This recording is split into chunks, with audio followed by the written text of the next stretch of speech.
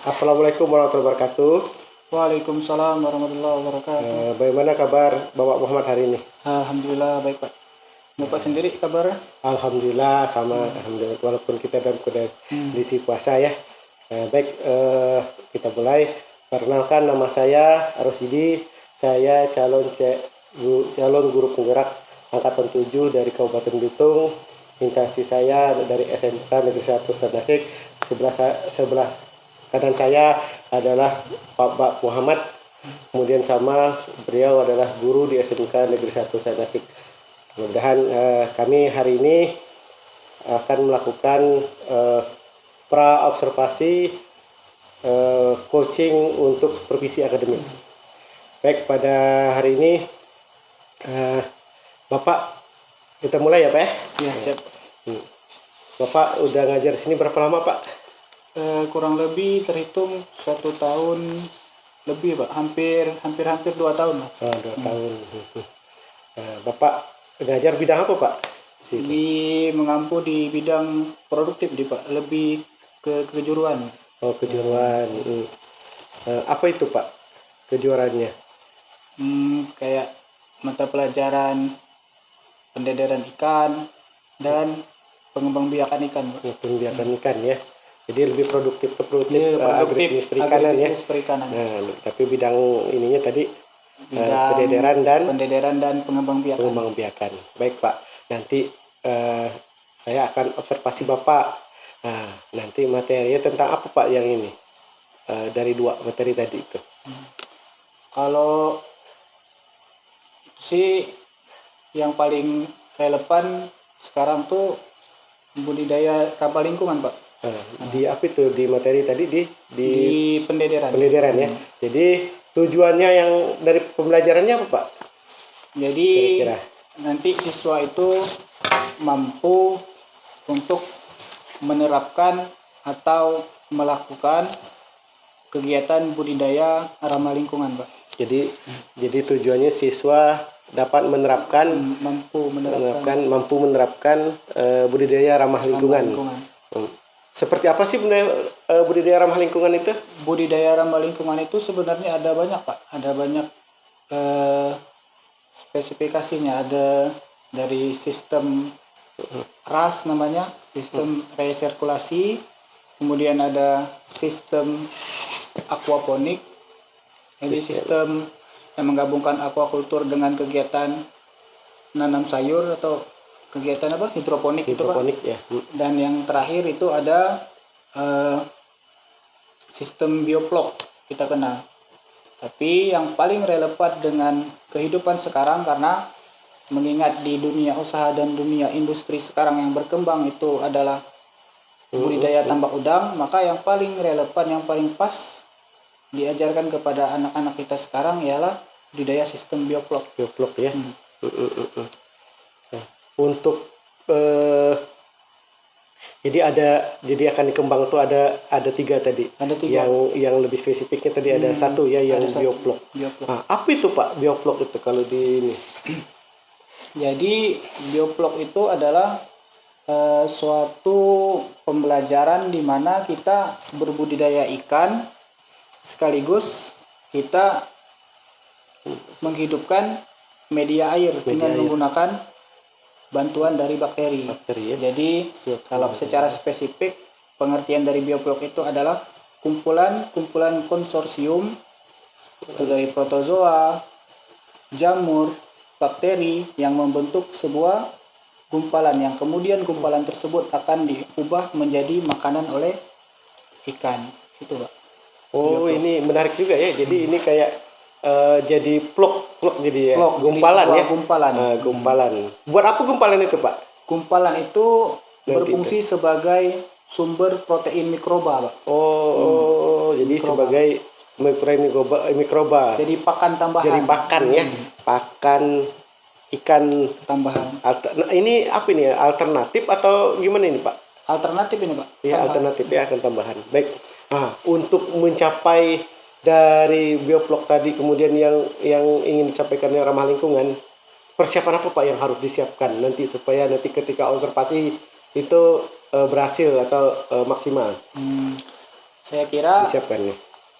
Perlu perangkat pembelajaran. Perangkat ya. Perangkat.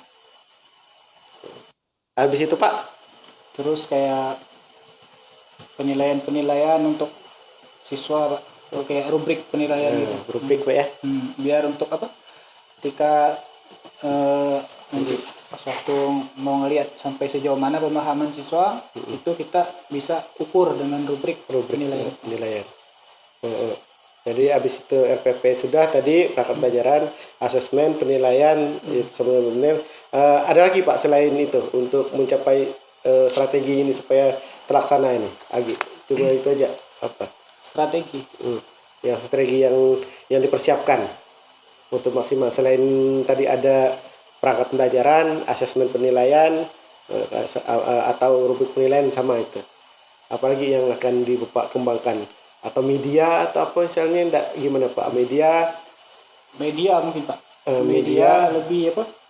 Lebih kayak mengarah ke teknologi gitu Pak. Jadi tampilan pembelajaran itu sudah harus mengarah ke teknologi. Jadi ketika kita memaparkan materi tentang bioblok itu kita harus memaparkan dengan menggunakan minimal infocus lah Pak. Oh gitu ya. Media apa ya?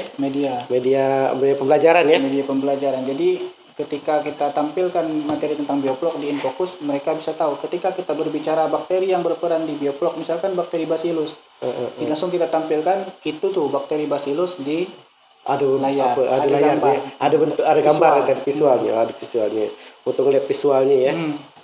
Nah, habis itu Pak, kalau menurut Bapak ini kan mereka ini produk baru nih kalau lihat dengar bioblok ini.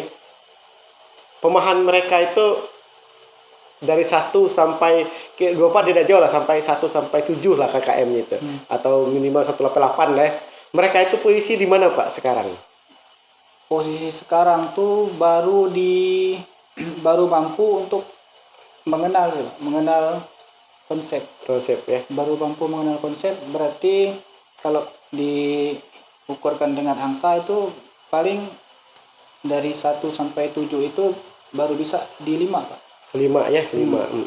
Karena mereka belum mampu, karena belum dicoba untuk melakukan aplikasi dari budidaya bioblok ini.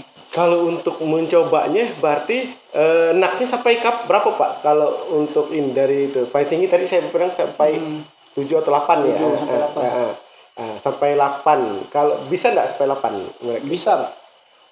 Gimana 8-nya itu mereka? 8 itu mereka sudah memahami konsep dari sistem budidaya bioblok. Mereka sudah mengenal bakteri-bakteri yang berperan di bioblok. Kemudian mereka sudah tahu bahan-bahan yang dipakai untuk menghidupkan bakteri ketika budidaya bioblok. Kemudian yang terakhir, mereka mampu untuk melakukan kegiatan budidaya sistem bioblok dengan sendirinya. Menarik ini nanti Pak, ini untuk disaksikan atau diobservasi. Baik Pak, berarti selain media tadi ukuran ini, tapi ya Bapak yakinlah karena Bapak tadi sekolahnya di perikanan ya. Dan sudah pernah Pak mendapat pelatihan ini? Sudah Pak. Kapan Pak misalnya? Sudah tahun kemarin Pak. Kemarin di Pangkal Pinang. Pelaksanaan di Pangkal Pinang yang diadakan dari Dinas Koperasi bekerjasama dengan DKP Provinsi. Itu bisa kekuatan juga ya Pak ya? Bisa salah satu Pak, karena secara tidak langsung pas waktu pelatihan itu ngundang langsung profesor atau tenaga ahli dari Bogor, Bapak Estu Nugroho, yang memang beliau sekarang mempunyai satu unit usaha yang bergerak di sistem budidaya bioblok, tapi beliau budidaya ikan biobloknya ikan nila. Ikan nila. Baik Pak, kalau misalkan kalau buat kita budidaya Pak untuk anak nanti kan untuknya semuanya untuk siswa ya nanti itu. Kalau diterapkan ke peserta didik, kira-kira mereka ini bisa aja buat usaha untuk dikembangkan? Sangat bisa Pak, sangat bisa. Masalah modalnya Pak, misalnya kan modalnya kita tidak tahu berapa harga kolamnya gitu. Gimana Pak kalau secara ini? Kalau bioblok ini sebenarnya teknologinya tidak harus tinggi sih Pak. Jadi tidak harus muluk-muluk harus pakai bak fiber, tidak harus muluk-muluk pakai terpal orsit, tidak harus muluk-muluk pakai plastik HDPE. Dia juga pakai terpal yang biasa yang dijual di toko-toko itu juga bisa Pak. Asal karena kunci di bioplock ini jangan sampai ada titik mati namanya. Jadi jangan sampai ada titik stagnan. Kalau misalkan tidak ada titik stagnan di dalam bak, insya Allah bioplocknya aman, akan terus hidup walaupun pakai media yang kita anggap murah sekalipun. Murah ya. Jadi tidak mesti tadi kalau struk kontur tadi kan ada bak ini kan banyak macamnya nih. Ada yang bulat, ada yang segi empat, kemudian ada yang ini. Itu tidak jadi masalah itu. Tidak jadi masalah Pak. Yang penting pengaturan aerasi itu harus pas. Kalau misalkan kita menggunakan bak segi empat, berarti pengaturan aerasinya harus di sudut ya. Tapi kalau kita menggunakan bak bundar itu umumnya penggunaan aerasinya lebih mudah karena tinggal dipasang di pinggir-pinggir saja. Nanti bisa ya Pak dipraktek secara mini kalau bisa Pak ya? Bisa Pak. Per skala kelompok. Bisa. Mini kecil gitu pakai itu bisa ya? Bisa. Misalnya dipraktekkan cukup pakai apa kayak gitu misalnya kayak pakai wadah yang sangat kecil itu misalnya bisa ya, nggak mesti ada ininya. Baik, ini udah yakin bisa diterapkan ke siswa, kemudian siswa bisa untuk ini biaya tadi tidak terlalu mahal, tidak mesti tadi kolam yang orchid dan fiber. Menarik Pak. Nah, rencana aksi ini kapan Pak biar kita nanti bisa mempraktekkan ini, melihat pelaksanaannya. Jadi perkiraan rencananya itu karena ini kan KD pertama Pak ya, KD 1 di K13, jadi budidaya ramah lingkungan. Jadi kalau bisa ini dilaksanakan semester ini Pak.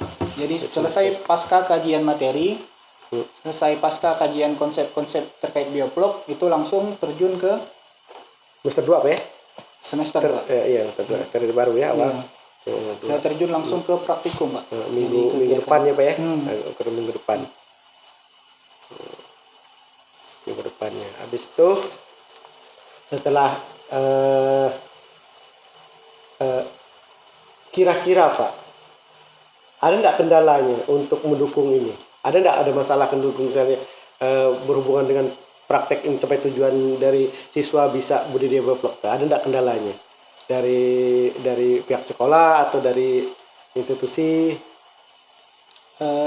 Saya kira setiap pekerjaan itu atau setiap kegiatan yang akan kita lakukan kendala dan hambatan ya maksudnya punya kendala dan hambatan. Cuman yang jadi pertanyaan besar atau hendaknya kendala tersebut.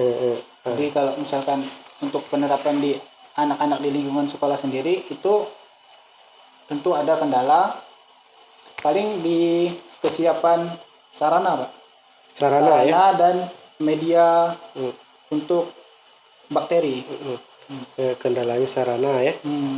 Sarana aja ya Pak ya? Iya, sarana. Dan media. Ya. Medianya seperti apa Pak? Tadi medianya ada banyak bakteri Pak. Ada bacillus. Terus untuk pencernaan lactobacillus protectus. Lacto ya. Terus